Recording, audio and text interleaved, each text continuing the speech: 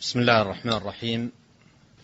إن الحمد لله نحمده ونستعينه ونستغفره ونتوب إليه، ونعوذ بالله من شرور أنفسنا، وأن لا إله إلا الله وحده لا شريك له، وأشهد أن محمدا عبده ورسوله صلى الله وسلم عليه وعلى آله وأصحابه أجمعين.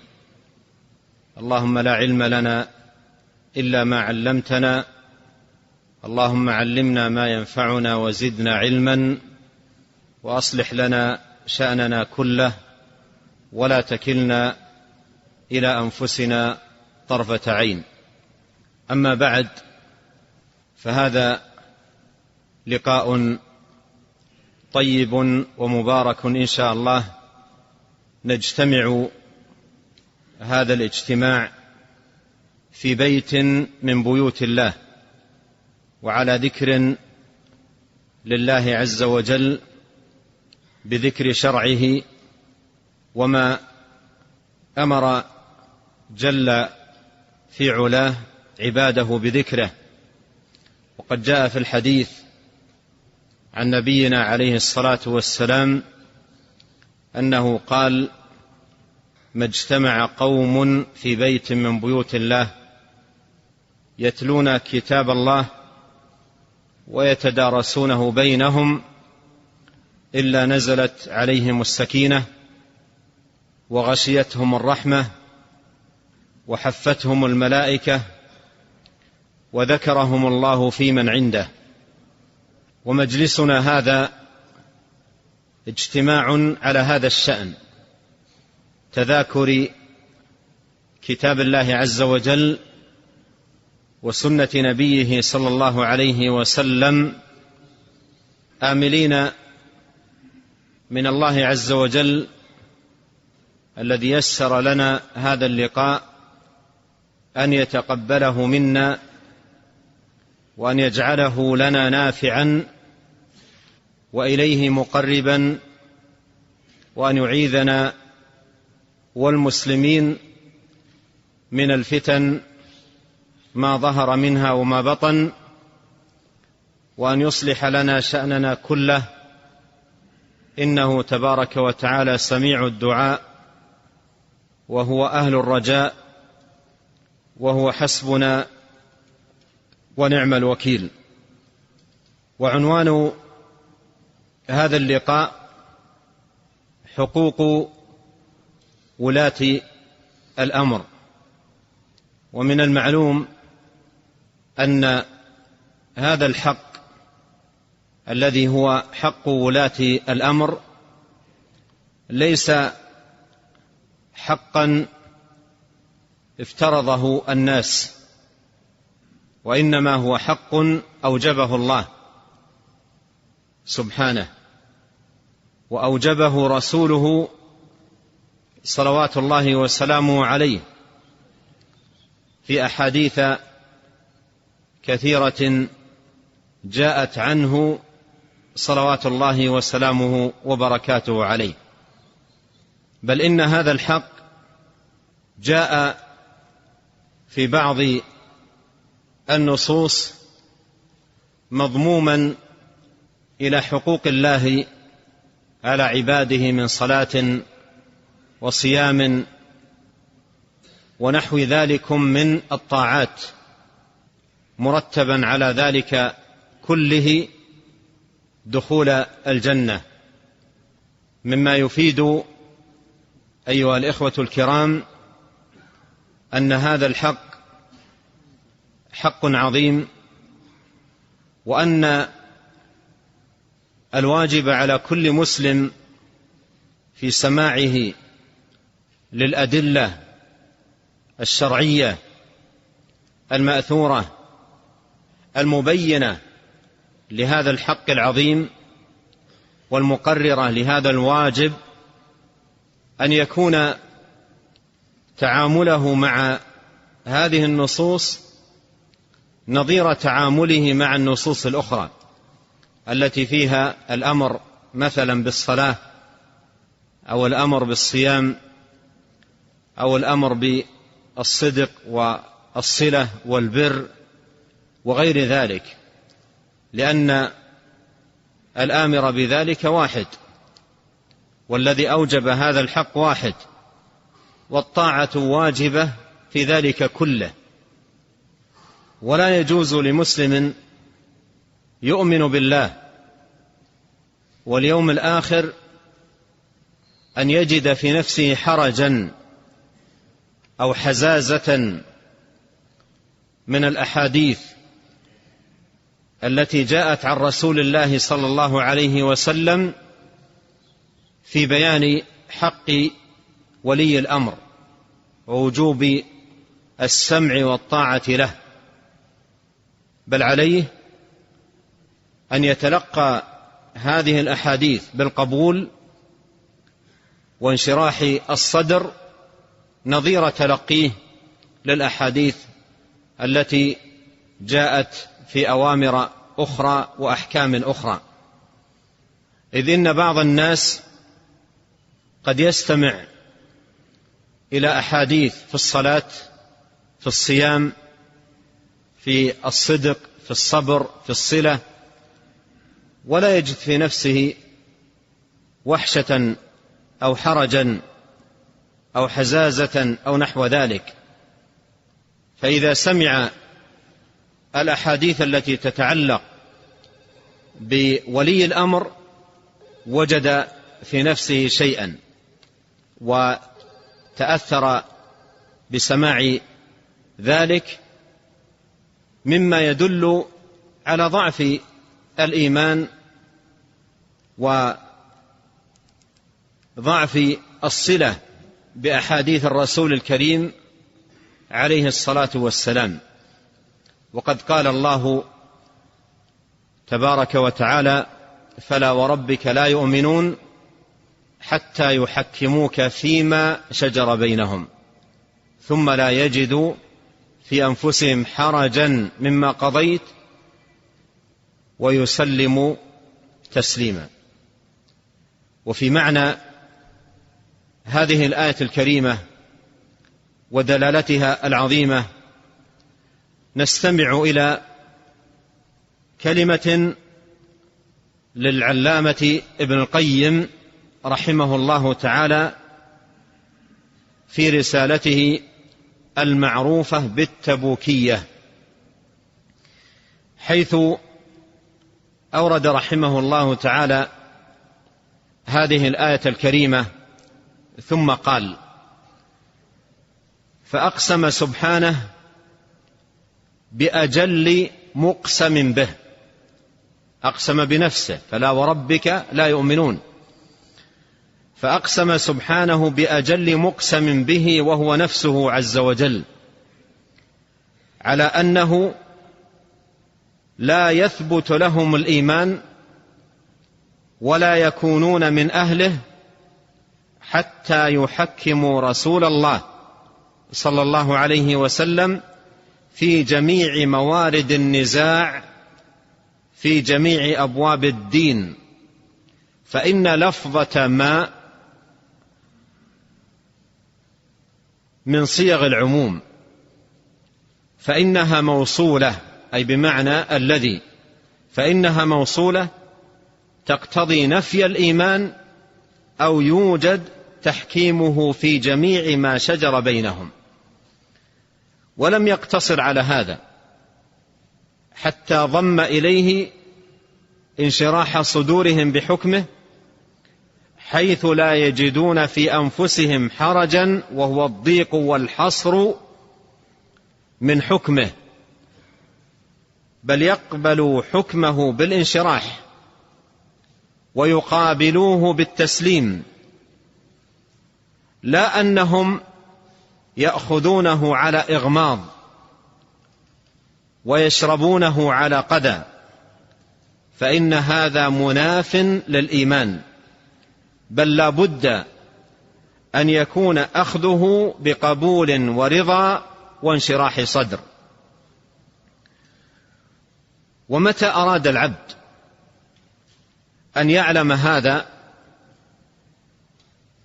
أن يعلم هذا من نفسه، ومتى أراد العبد أن يعلم هذا فلينظر في حاله ويطالع قلبه عند ورود حكمه، أي النبي عليه الصلاة والسلام، على خلاف هواه وغرضه، أو على خلاف ما قلد فيه أسلافه من المسائل الكبار وما دونها، بل الإنسان على نفسه بصيرة ولو ألقى معاذيره.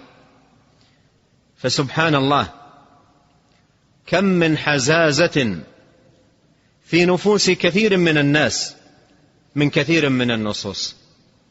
فسبحان الله، كم من حزازة في نفوس كثير من الناس من كثير من النصوص،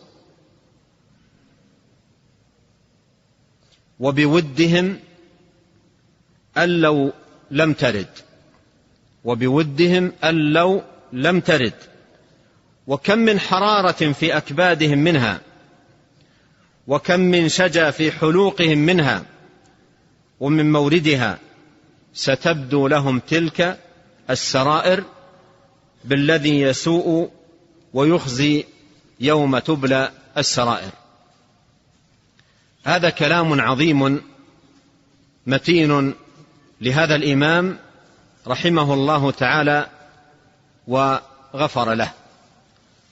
ذكرت أيها الإخوة الكرام أن الأحاديث التي جاءت في هذا الباب جاءت في بعض موارد الأدلة مضمومة إلى الطاعات العظيمة، حقوق الله سبحانه وتعالى على عباده. ومن ذلكم على سبيل المثال ما رواه الترمذي وأحمد والحاكم وغيرهم، وهو حديث صحيح، عن أبي أمامة الباهلي رضي الله عنه قال: سمعت رسول الله صلى الله عليه وسلم يخطب في حجة الوداع فقال: اتقوا ربكم وصلوا خمسكم وصوموا شهركم وأدوا زكاة مالكم وأطيعوا ذا أمركم تدخلوا جنة ربكم.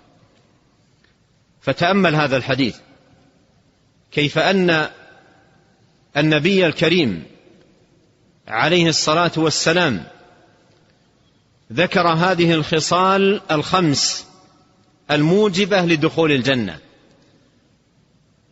فذكر الصلاة، ذكر عبادة الله والصلاة والصيام والزكاة، وهي أركان الإسلام التي عليها يبنى وأعمدته التي عليها يقوم، وضم إليها صلوات الله وسلامه عليه طاعة ولي الأمر.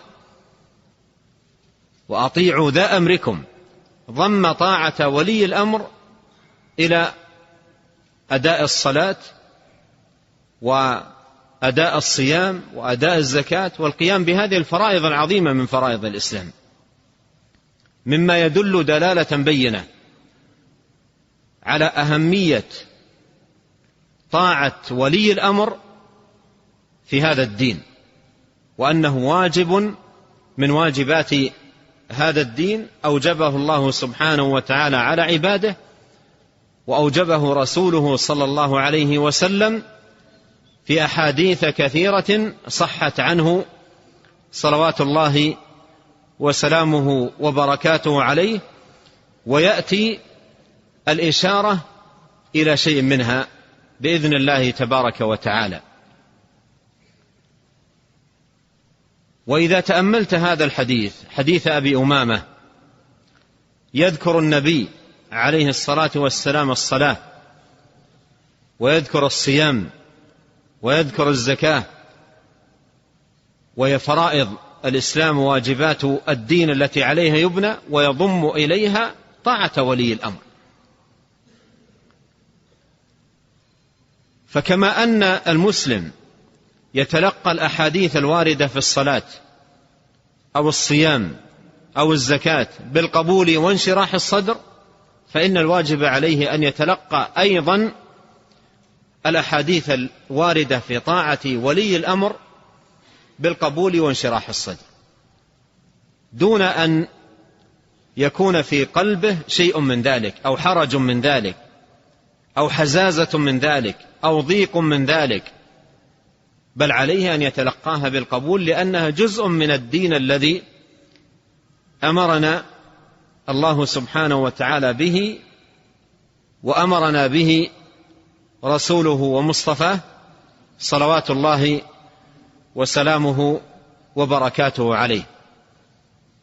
وقد قال الله تعالى في القرآن الكريم: يا أيها الذين آمنوا أطيعوا الله وأطيعوا الرسول وأولي الأمر منكم. فهذا أمر من الله تبارك وتعالى بطاعة أولي الأمر.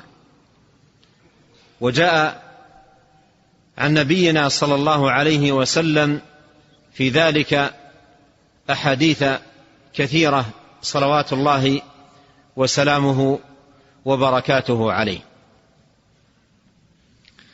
وجماع ما ينبغي أن يكون عليه المسلم في هذا الباب العظيم ما يتعلق بولي الأمر أن يكون ناصحا،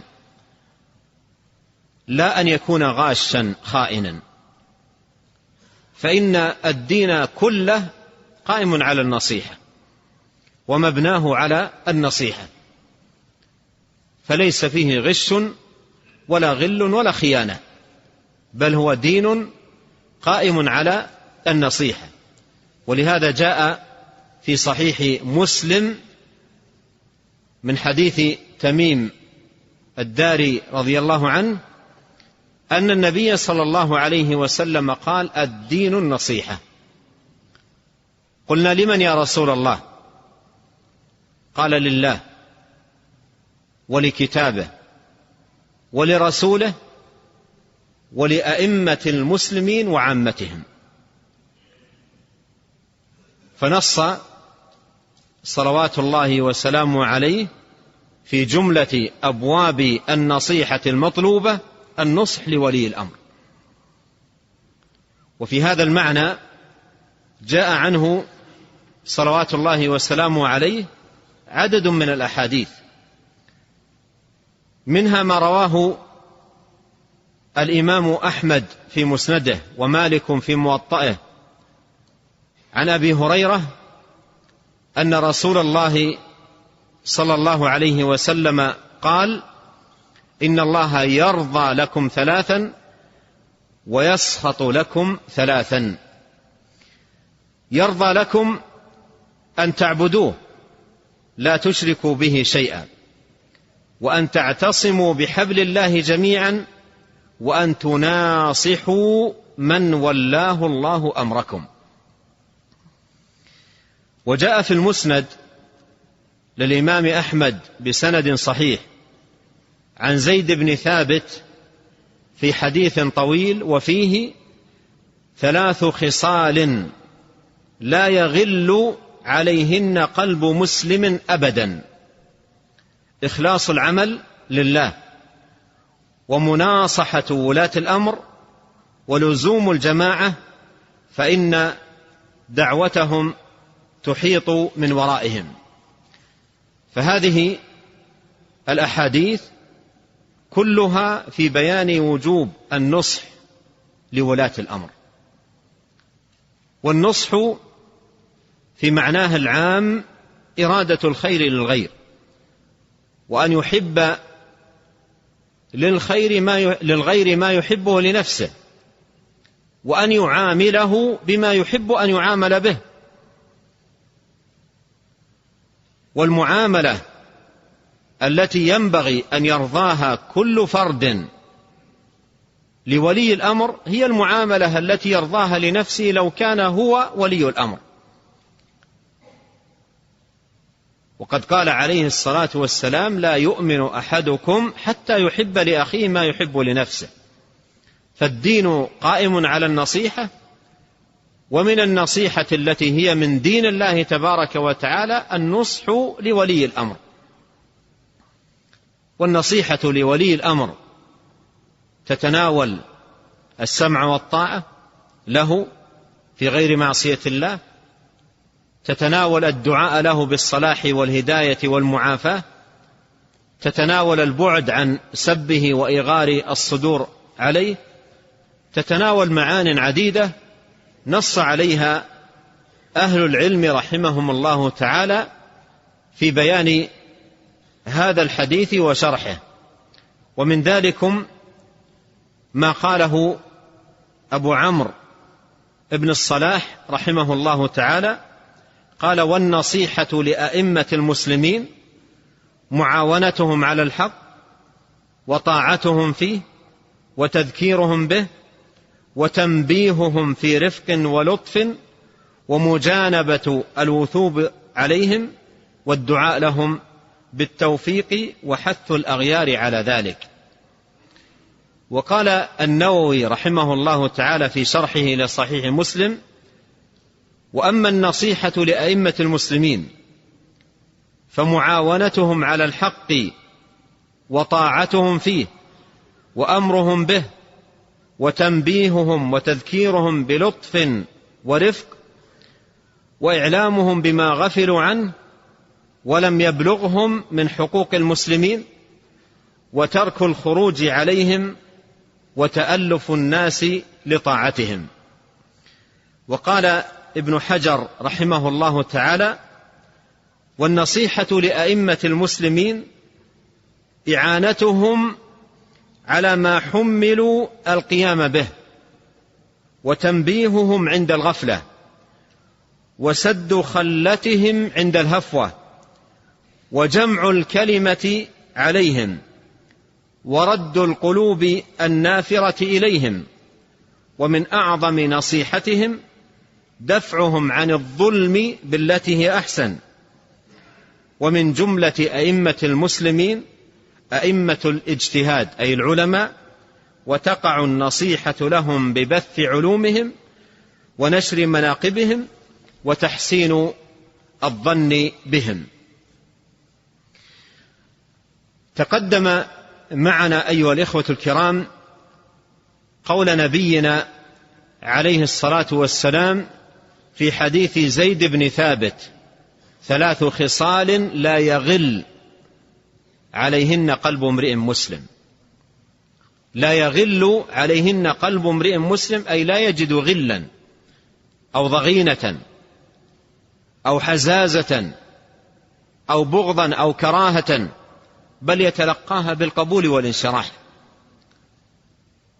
مما يدل على صدق إخلاصه وجميل نصحه وحسن طاعته لربه ومولاه سبحانه وتعالى. قال: 3 لا يغل عليهن قلب امرئ مسلم، فذكر الإخلاص للمعبود بتوحيده والبراءة من الشرك والخلوص منه، وذكر لزوم جماعة المسلمين، وذكر النصيحة لولاة أمر المسلمين.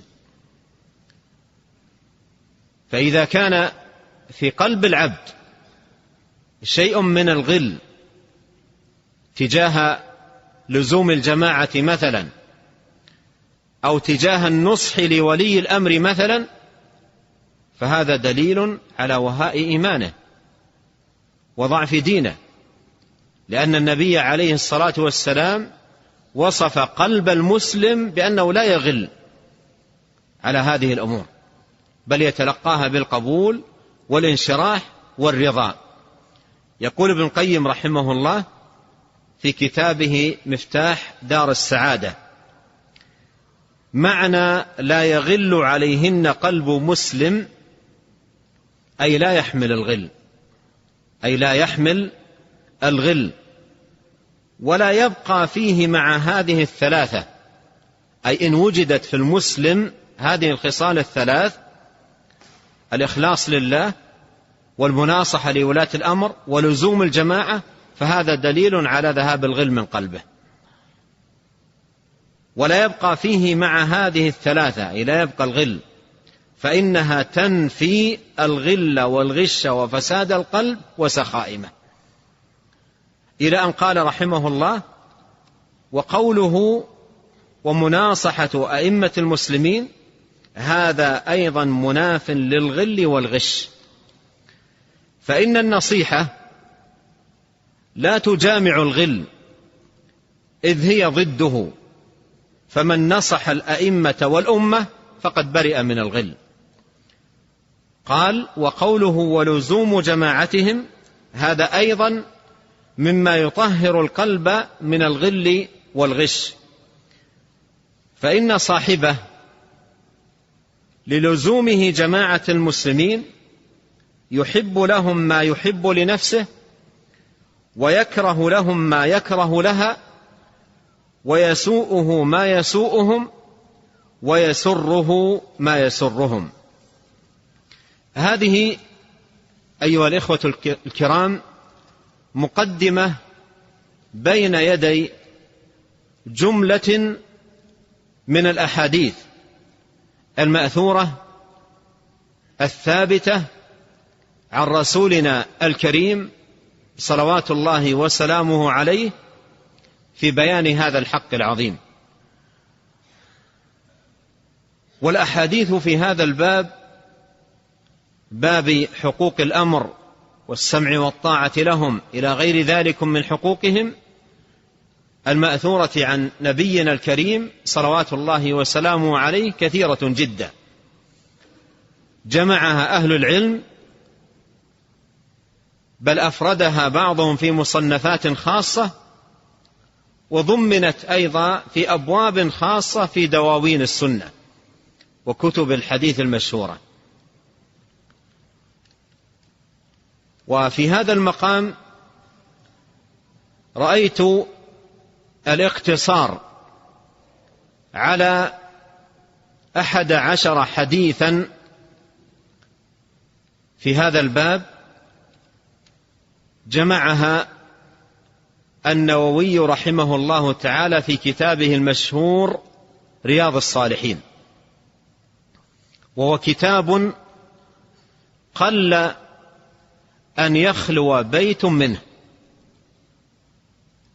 جعل الله سبحانه وتعالى له قبولا واسعا وانتشارا كبيرا ونفعا عظيما، ولا يزال يقرأ في كثير من مساجد المسلمين في بلدان الدنيا، ولا يزال الناس يستمعون إلى تلك الأحاديث التي جمعها رحمه الله تعالى في ذلك الكتاب المبارك.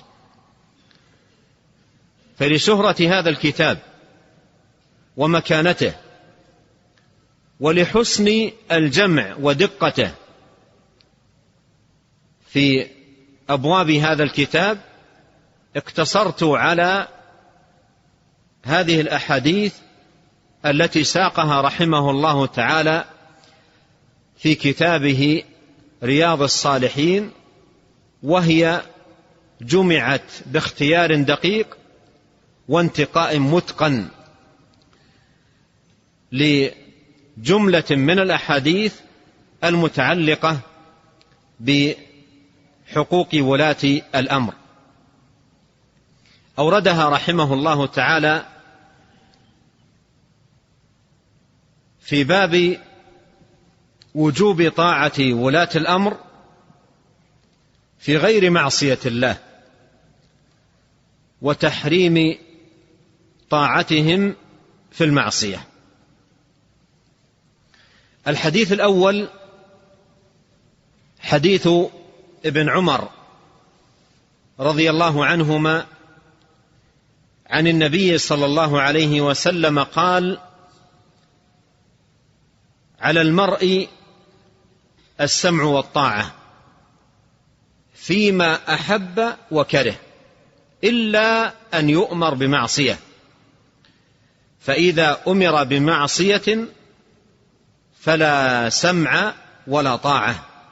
متفق عليه. وقول نبينا عليه الصلاة والسلام في هذا الحديث: على المرء السمع والطاعة، هذا من صيغ الوجوب، بل كما ذكر أهل العلم إن على من أوكد ألفاظ الوجوب عند العرب، فإذا قال قائل لفلان علي كذا، هذا يدل على أنه حق لازم وأمر واجب وشيء متحتم ومتعين،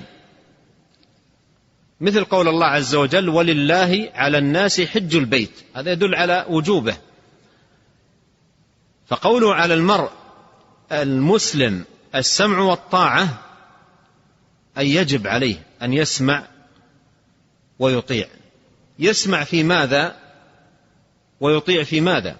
قال فيما أحب وكره، فيما أحب وكره، أي قد يأمره ولي الأمر بأمور توافق غرضه وتتواءم مع ميوله ورغبته،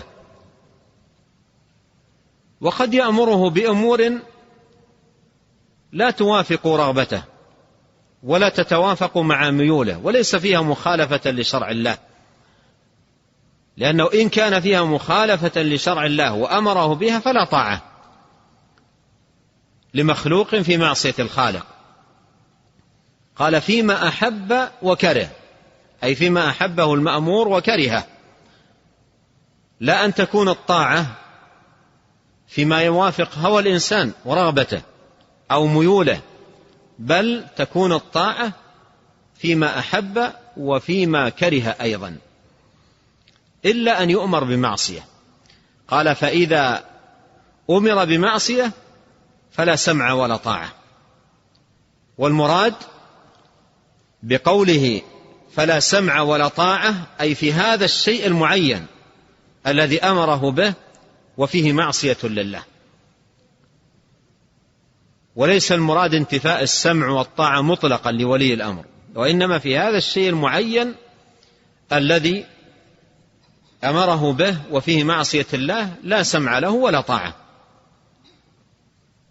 كأن يأمره بفعل حرام أو تعاطي حرام أو ارتكاب حرام أو نحو ذلك، لا سمع ولا طاعة، لأنه لا طاعة لمخلوق في معصية الخالق سبحانه وتعالى.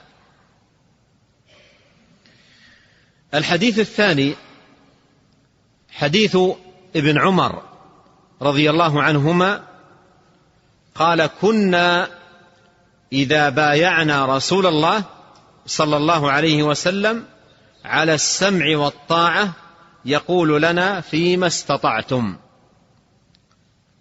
متفق عليه.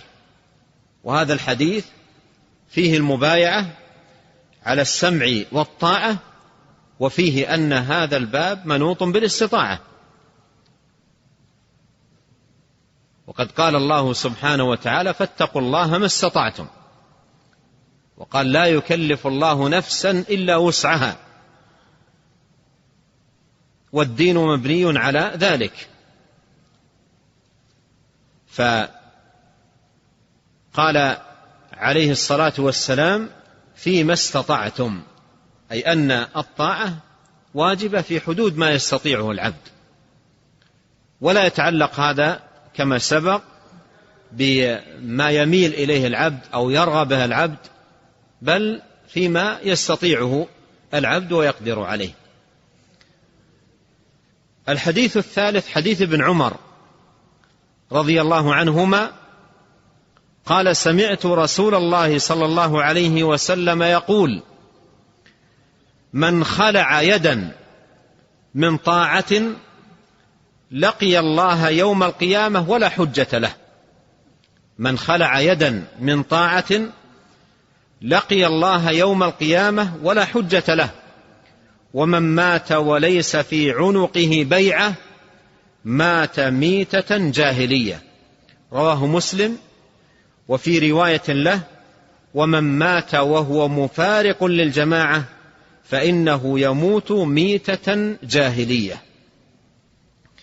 وهذا الحديث فيه التحذير الشديد والتهديد والوعيد لمن نزع اليد من الطاعة وخلع يدا من طاعة ونابذ ولاة الأمر وافتات عليهم وامتنع من الطاعة لهم.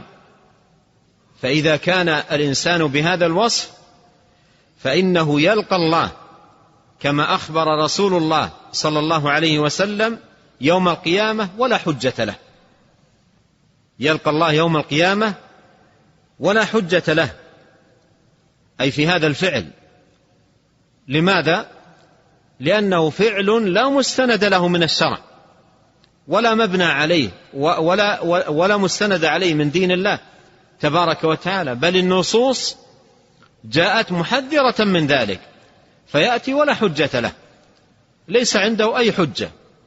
وهذا حقيقة فيه فائدة عظيمة، أن ما عند الذين يتبنون نزع اليد من الطاعة ومفارقة الجماعة وخلع اليد ومنابذة ولاة الأمر ليس عندهم إلا شبهات ما أنزل الله تبارك وتعالى بها من سلطان. فمن مات على ذلك يلقى الله يوم القيامة ولا حجة له، لأن الحجة والدليل والبرهان جاء بضد ذلك، فيلقى الله بلا حجة. فإذا كان لا حجة له لا عذر له، فيكون عرضة لعقوبة الله تبارك وتعالى. ومن مات وليس في عنقه بيعة مات ميتة جاهلية. قيل في معنى قوله مات ميتة جاهلية أي أن من كان كذلك يخشى عليه أن يموت مرتدا، يخشى عليه أن يتمادى به الأمر إلى أن يرتد عن دين الله. وقيل مات ميتة جاهلية أي أن هذا من أعمال أهل الجاهلية وخصالهم وأوصافهم. الجاهلية لا يرضخون لأمير ولا يسمعون ولا يطيعون وكل يركب رأسه، فيموت على هذا العمل الذي هو من أعمال الجاهلية وليس من أعمال الإسلام والدين في شيء.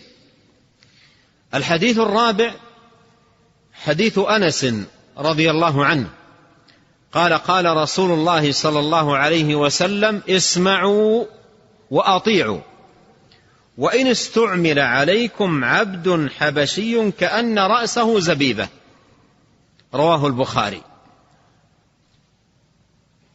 وإن استعمل عليكم عبد حبشي كأن رأسه زبيبة. وأهل الحبشة معروف شعرهم بأنه متجعد تجعدا يصبح بهذه الصفة كأنه زبيبة، أي وإن كان الذي استعمل عليكم عبد حبشي. والمخاطب بهذا الخطاب عرب من قريش وغيرهم، يقول لهم النبي عليه الصلاة والسلام وإن استعمل عليكم عبد حبشي. لماذا هذا التأكيد؟ حتى في بعض روايات الحديث قال مجدع الأطراف. لماذا هذا التأكيد؟ لما يترتب على السمع والطاعة من مصالح عظيمة دينية ودنيوية، ولما يترتب أيضا على نزع اليد من الطاعة من مفاسد عظيمة جدا دينية ودنيوية. الحديث الخامس حديث أبي هريرة رضي الله عنه قال قال رسول الله صلى الله عليه وسلم عليك السمع والطاعة في عسرك ويسرك ومنشطك ومكرهك وأثرة عليك. عليك السمع والطاعة أي إلزم السمع والطاعة وحافظ عليها واعتني بها وكن دائما كذلك، تسمع وتطيع للأمير، تسمع كلامه وتطيعه فيما يأمرك به ما لم يكن فيه معصية لله تبارك وتعالى. قال في عسرك ويسرك. في عسرك أي إن كنت مثلا فقيرا معوزا محتاجا مريضا إلى غير ذلك، في عسرك ويسرك أي في غناك وصحتك وعافيتك.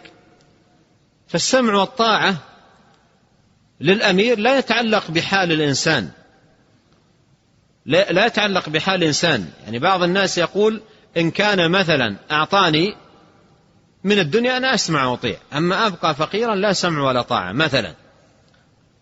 فالنبي عليه الصلاة والسلام يقول في عسرك ويسرك ومنشطك ومكرهك، أي حال نشاطك وحال كراهتك، لأنه قد تؤمر بشيء تنشط له ونفسك ميالة إليه، وقد تؤمر بشيء لا تنشط له ونفسك ليست بميالة إليه، فيلزمك الطاعة في المنشط والمكره، كما أنه يلزمك ذلك في العسر واليسر، لا أن تكون الطاعة في اليسر فقط، ولا أن تكون الطاعة أيضا في المنشط فقط. والطاعة في اليسر والمنشط كل يقدر عليها، لأنها توافق شيئا عند الإنسان وتوافق ميولا عنده، لكن الطاعة في العسر والمكره لا يقوى عليها إلا من وفقه الله جل وعلا لحسن الالتزام بدين الله تبارك وتعالى وشرعه. وقوله في تمام هذا الحديث وأثرة عليك، أي وإن حصل من ولاة الأمر استئثار، وأثرة عليك أي وإن حصل من ولاة الأمر استئثار، أي استأثروا بالدنيا، استأثروا بالأموال، أصبحوا مثلا يركبون المراكب الفارهة ويسكنون القصور العظيمة ويمتلكون. ليس هذا هو المقياس. وأثرة عليك، النبي صلى الله عليه وسلم قال في الزمان الأول للأنصار إنكم ستلقون بعدي أثرة، إنكم ستلقون بعدي أثرة، فأمرهم بالصبر، وأوصاهم عليه الصلاة والسلام بالسمع والطاعة،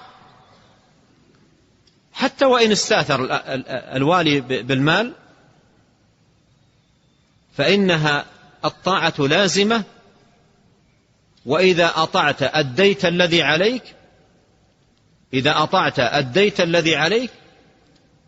وإذا كان استأثر الوالي بما هو حقوق للناس الله حسيبه يوم القيامة، لكن الذي عليك لا تفرط فيه، والذي أوجبه الله عليك لا تضيعه.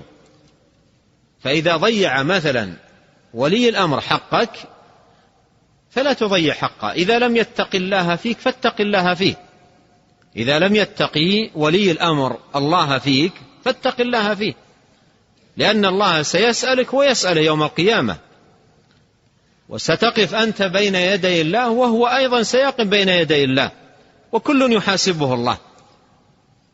أنت حملت السمع والطاعة، فعليك أن تؤدي الشيء الذي حملته، وأن تقوم به محتسبا مطيعا راجيا بذلك ثواب الله سبحانه وتعالى وفضله. الحديث السادس عن عبد الرحمن ابن عبد رب الكعبة قال دخلت المسجد فإذا عبد الله ابن عمرو ابن العاص جالس في ظل الكعبة والناس مجتمعون عليه،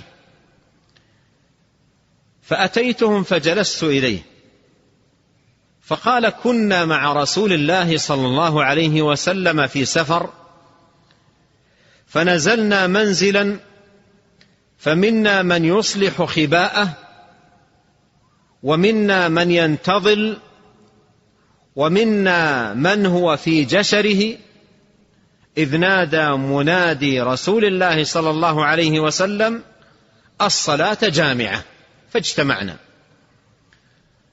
يقول نزلنا منزل، وعادة عندما يرحلون ورحلتهم على الإبل والنوق إذا نزلوا منزل كل يكون مشتغل بمصلحة ما، وكل في مهمة ما وكل في عمل، فيقول تفرقنا كل في عمله. فنادى منادي رسول الله صلى الله عليه وسلم: الصلاة جامعة. فاجتمعنا إلى رسول الله صلى الله عليه وسلم فقال: إنه لم يكن نبي قبلي إلا كان حقا عليه أن يدل أمته على خير ما يعلمه لهم وينذرهم شر ما يعلمه لهم، وإن أمتكم هذه جعل عافيتها في أولها وسيصيب آخرها بلاء وأمور تنكرونها، وتجيء الفتنة فيقول المؤمن: هذه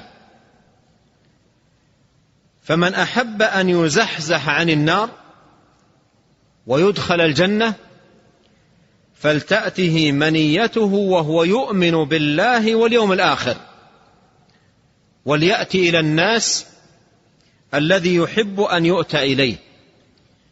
ومن بايع إماما فأعطاه صفقة يده وثمرة قلبه فليطعه إن استطاع، فإن جاء آخر ينازعه فاضربوا عنق الآخر. فدنوت منه فقلت له: أنشدك الله، أي أسألك بالله، أأنت سمعت هذا من رسول الله صلى الله عليه وسلم؟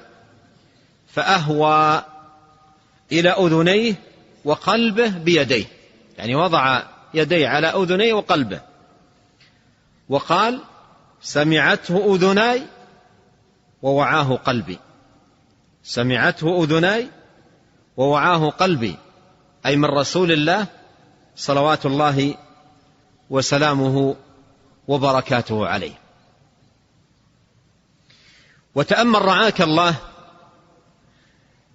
قول نبينا صلوات الله وسلامه عليه في هذا الحديث العظيم: ما من نبي بعثه الله إلا كان حقا عليه أن يدل أمته إلى خير ما يعلمه لهم وأن ينذرهم شر ما يعلمه لهم. فإذا قرأ المسلم الأحاديث الكثيرة عن رسول الله صلوات الله وسلامه عليه في السمع والطاعة لولاة الأمر، عليه أن يقيسها بهذا المقياس وأن يزنها بهذا الميزان، وأنها من نصح نبينا الكريم عليه الصلاة والسلام لأمته. فما من نبي بعثه الله إلا ودل أمته إلى خير ما يعلمه لهم. فهذه الأحاديث كلها خير وبركة، وتترتب عليها مصالح العباد ومنافعهم الدينية والدنيوية. والشاهد من هذا الحديث قول النبي عليه الصلاة والسلام: ومن بايع إماما فأعطاه صفقة يده وثمرة قلبه فليطعه ما استطاع. وهذا نظير ما تقدم في حديث ابن عمر رضي الله عنهما قال: بايعنا رسول الله صلى الله عليه وسلم على السمع والطاعة يقول لنا فيما استطعتم. الحديث السابع حديث أبي هندة وائل ابن حجر رضي الله عنه قال: سأل سلمة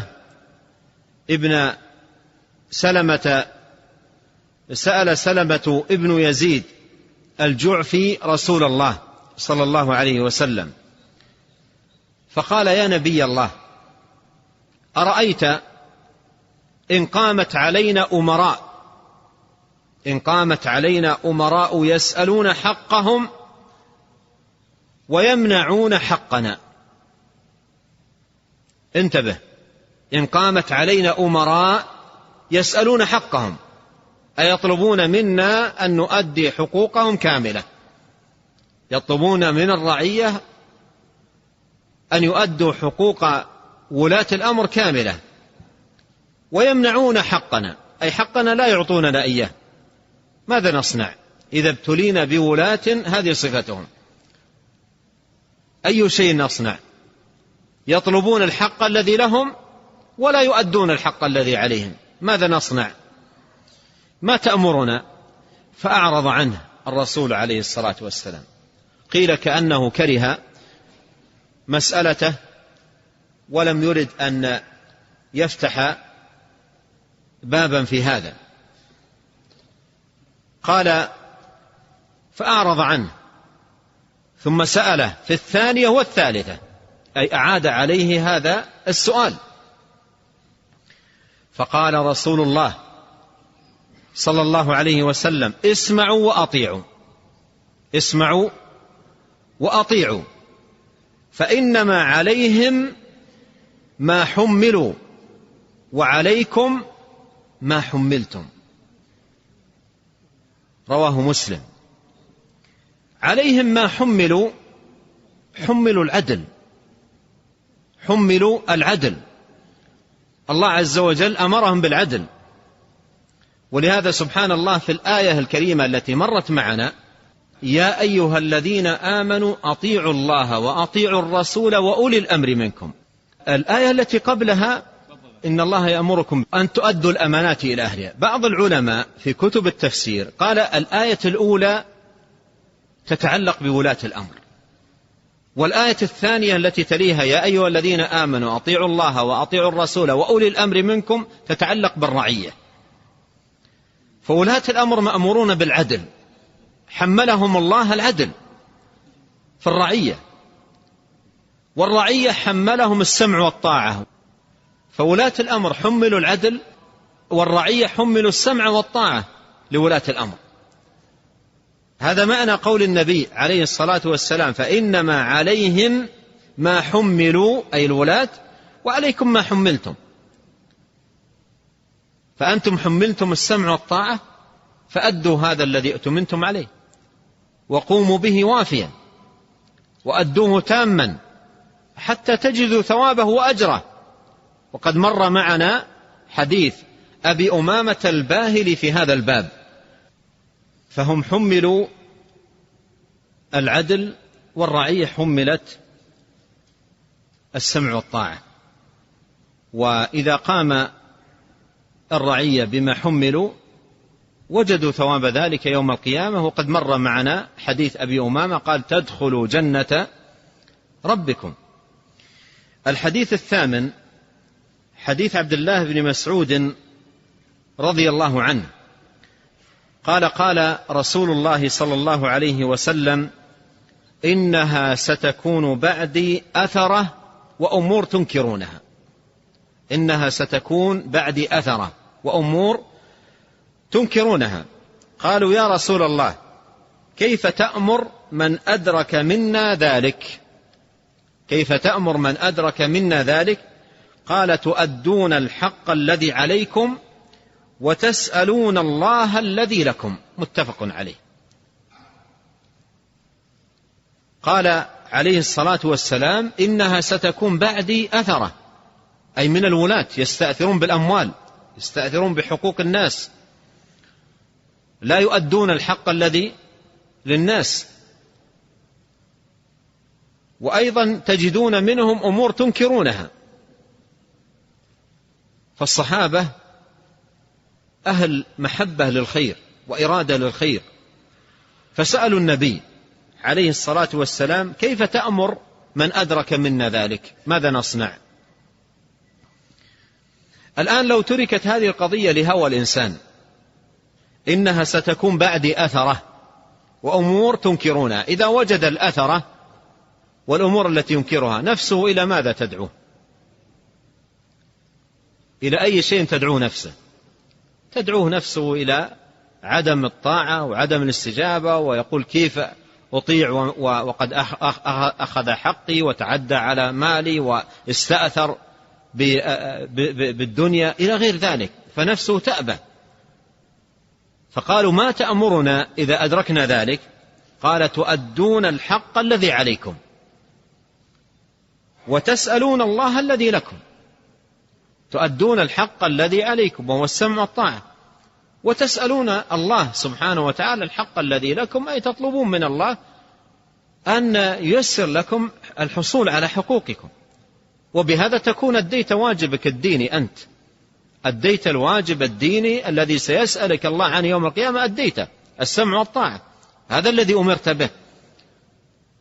وحقك إن ضاع في الدنيا لا يضيع في الآخرة. تسأل الله سبحانه وتعالى الذي لك، أي الحقوق التي لك التي لم تحصل عليها أو هضمتها أو ظلمت فيها أو نحو ذلك، اسأل الله ذلك سبحانه وتعالى. الحديث التاسع حديث أبي هريرة رضي الله عنه قال قال رسول الله صلى الله عليه وسلم من أطاعني فقد أطاع الله، ومن عصاني فقد عصى الله، ومن يطع الأمير فقد أطاعني، ومن يعص الأمير فقد عصاني. متفق عليه. قوله من يطع الأمير فقد أطاعني ومن يعص الأمير فقد عصاني، لماذا؟ لأن النبي صلى الله عليه وسلم أمر بطاعة الأمير ونهى عن معصية الأمير، فمن أطاع الأمير أطاع الرسول عليه الصلاة والسلام، ومن عصى الأمير عصى الرسول عليه الصلاة والسلام. والنبي صلى الله عليه وسلم عندما أمر بطاعة الأمير ونهى عن معصيته إنما أمر بذلك لما فيه من المصالح العظام والخيرات الكبيرة والمنافع العميمة، ونهى عن معصيته لما يترتب على معصية من مفاسد لا حد لها ولا عد. وقد مر معنا ما بعث الله من نبي إلا دل أمته إلى خير ما يعلمه لهم وأنذرهم من شر ما يعلمه لهم، فطاعة الأمير خير ومعصيته شر. ولهذا أمر النبي صلى الله عليه وسلم بطاعة الأمير وعدها من طاعته، ونهى عن معصية الأمير وعدها من معصيته صلوات الله وسلامه وبركاته عليه. وهذا الحديث دليل على وجوب طاعة ولاة الأمر، لأن طاعة النبي صلى الله عليه وسلم واجبة، والنهي عن معصية ولاة الأمر لأن معصية النبي صلى الله عليه وسلم محرمة، إلا إن أمر ولي الأمر بمعصية لله، فإنه لا طاعة لمخلوق في معصية الخالق. وما يأمر به ولي الأمر لا يخلو من أمور ثلاثة: إما أن يأمر بأمور أمر بها الله وأمر بها الرسول عليه الصلاة والسلام، وهنا واجب لأمر الله بها، ولأن من توفيق الله لولي الأمر أكد عليها وعلى العناية بها. أو أن يأمر بأمر فيه معصية لله، هذا القسم الثاني، فلا طاعة له في ذلك. إذا أمر بأمر فيه معصية لله لا طاعة له، لأنه لا طاعة لمخلوق في معصية الخالق. والقسم الثالث ليس فيه أمر ولا نهي، يعني لم يأتي بالنصوص أمر به ولا نهي عنه وأمر به ولي الأمر، فهنا تجب طاعته، لأنه طاعته واجبة ما لم يأمر بمعصية. طاعته واجبة ما لم يأمر بمعصية، وقد مر معنا التقييد بذلك في الحديث. الحديث العاشر حديث ابن عباس رضي الله عنهما أن رسول الله صلى الله عليه وسلم قال: من كره من أميره شيئا فليصبر، فإنه من خرج من السلطان شبرا مات ميتة جاهلية. متفق عليه. من كره من أميره شيئا، أي إذا وجد أمورا يكرهها لا يرضاها لا يحبها أو مؤذية له أو نحو ذلك فليصبر على ذلك، وليحتسب صبره ثوابا وأجرا يوم يلقى الله سبحانه وتعالى. وليحذر أشد الحذر من الخروج على ولي الأمر أو نزع اليد من الطاعة، فإنه من خرج من السلطان شبرا مات ميتة جاهلية، وقد مر معنى ذلك. الأذان وصل.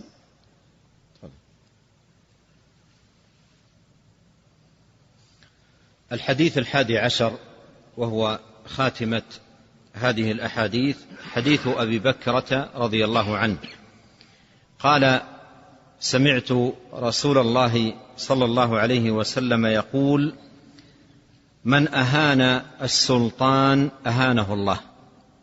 من أهان السلطان أهانه الله. رواه الترمذي وقال: حديث حسن. وإهانة السلطان لها صور، كأن يستخف بأوامره أو يقلل من مكانته أو يوغر صدور العامة عليه أو غير ذلك من الصور التي هي داخلة في الإهانة للسلطان. والعقوبة كما ذكر النبي عليه الصلاة والسلام أن يهينه الله. من أهان السلطان أهانه الله، أي أن عقوبته أن يهينه الله. فإن كانت إهانة الله له في الدنيا فهذه عقوبته في الدنيا معجلة، وإلا فالعقوبة يوم القيامة أشد وأعظم. وهذا مما يجعل الإنسان يحترز تماما ويحذر أشد الحذر من أن يفعل أمرا يعرض به نفسه إلى أن يهينه الله، ومن يهين الله فما له من مكرم، فيحذر من ذلك أشد الحذر ويؤدي الذي عليه ويسأل الله تبارك وتعالى الذي له، ويكون ناصحا غير غاش قائما بواجبه الديني كما أمره الله سبحانه وتعالى به، ويجعل حسيبه في كل أعماله رب العالمين ورقيبه، فيكون محاسبا لنفسه يزنها بموازين الشرع ويزم نفسه بزمام الشرع، ويتقيد بأحاديث رسول الله صلوات الله وسلامه عليه، ويرجو بذلك ثواب الله سبحانه وتعالى وأجره. وأسأل الله العظيم رب العرش العظيم بأسمائه الحسنى وصفاته العليا أن يوفقنا أجمعين لما يحبه ويرضاه من سديد الأقوال وصالح الأعمال، وأن يصلح لنا شأننا كله، وأن لا يكلنا إلى أنفسنا طرفة عين، وأن يهدينا إليه صراطا مستقيما، وأن يعيذنا والمسلمين من الفتن ما ظهر منها وما بطن، وأن يوفقنا لاتباع سنة نبيه الكريم صلوات الله وسلامه عليه والسير على نهجه القويم، وأن يهدينا إليه صراطا مستقيما. ونسأله تبارك وتعالى بأسمائه الحسنى وصفاته العليا أن يغفر لنا ولوالدينا وللمسلمين والمسلمات والمؤمنين والمؤمنات الأحياء منهم والأموات. اللهم آمنا في أوطاننا، وأصلح أئمتنا وولاة أمورنا، واجعل ولايتنا في من خافك واتقاك واتبع رضاك يا رب العالمين. اللهم وفق ولي أمرنا لما تحبه وترضاه من سديد الأقوال وصالح الأعمال. اللهم وارزقه البطانة الصالحة الناصحة التي تعينه على الخير وتدله عليه وتحذره من الشر. اللهم وفق جميع ولاة أمر المسلمين للعمل بكتابك وتحكيم شرعك واتباع سنة نبيك صلى الله عليه وسلم. اللهم ول على المسلمين أينما كانوا خيارهم واصرف عنهم شرارهم يا رب العالمين. اللهم أصلح لنا ديننا الذي هو عصمة أمرنا، وأصلح لنا دنيانا التي فيها معاشنا، وأصلح لنا آخرتنا التي فيها معادنا، واجعل الحياة زيادة لنا في كل خير، والموت راحة لنا من كل شر. اللهم أعنا ولا تعن علينا، وانصرنا ولا تنصر علينا، وامكر لنا ولا تمكر علينا، واهدنا ويسر الهدى لنا، وانصرنا على من بغى علينا. اللهم اجعلنا لك ذاكرين، لك شاكرين، إليك أواهين منيبين، لك مخبتين، لك مطيعين. اللهم تقبل توبتنا، واغسل حوبتنا، وثبت حجتنا، واهد قلوبنا، وسدد ألسنتنا، واسلل سخيمة صدورنا. اللهم يا ربنا انصر إخواننا المسلمين المستضعفين في كل مكان. اللهم كن لهم ناصرا ومعينا، وحافظا ومؤيدا. اللهم احفظهم بما تحفظ به عبادك الصالحين. اللهم آمن روعاتهم، واستر عوراتهم، واحقن دماءهم. اللهم وعليك بأعداء الدين فإنهم لا يعجزونك. اللهم إنا نجعلك في نحورهم، ونعوذ بك اللهم من شرورهم. اللهم اقسم لنا من خشيتك ما يحول بيننا وبين معاصيك، ومن طاعتك ما تبلغنا به جنتك، ومن اليقين ما تهون به علينا مصائب الدنيا. اللهم متعنا بأسماعنا وأبصارنا وقوتنا ما أحييتنا، واجعله الوارث منا، واجعل ثأرنا على من ظلمنا، وانصرنا على من عادانا، ولا تجعل مصيبتنا في ديننا، ولا تجعل الدنيا أكبر همنا ولا مبلغ علمنا، ولا تسلط علينا من لا يرحمنا. سبحانك اللهم وبحمدك، أشهد أن لا إله إلا أنت، أستغفرك وأتوب إليك. اللهم صل وسلم على عبدك ورسولك نبينا محمد وآله وصحبه أجمعين.